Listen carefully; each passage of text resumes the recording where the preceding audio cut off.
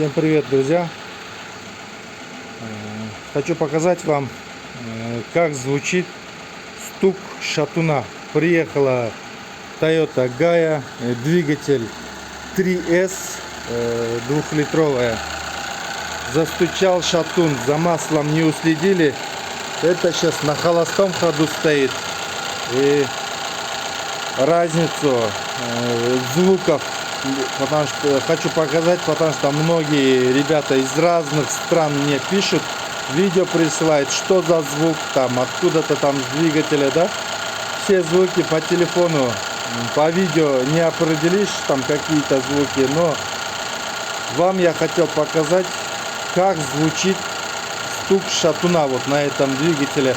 Вообще на любом двигателе стук шатуна вот так вот звучит, ребята. Вот он на холостом работает нормально. Если с шатунами проблем нету, когда газ даете, обороты поднимаете, такого звука не должно быть. Если есть этот стук на холостом ходу, это считать, что коленвал у вас совсем сдохла. Ну здесь до этого пока еще не дошло, но есть стук, шатуны стучат. И вот смотрите, даем газы.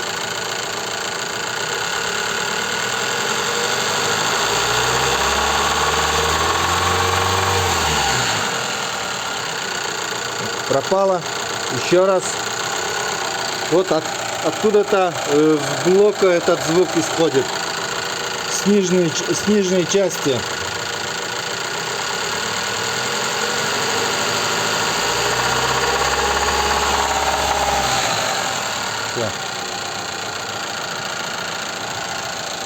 Немножко издалека вам.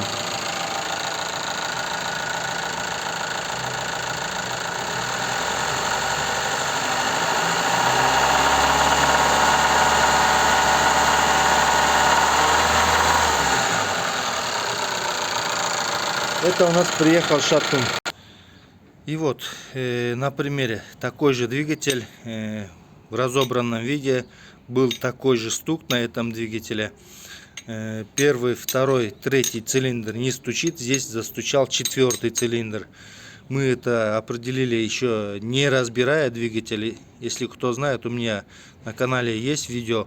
Свечи откручиваете, ставите туда стетоскоп, наушники и слушайте, какой цилиндр или обычный электрод.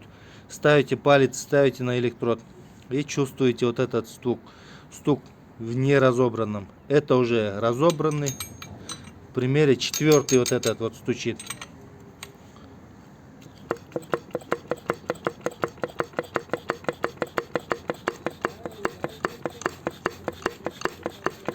Вот как она стучит очень сильно.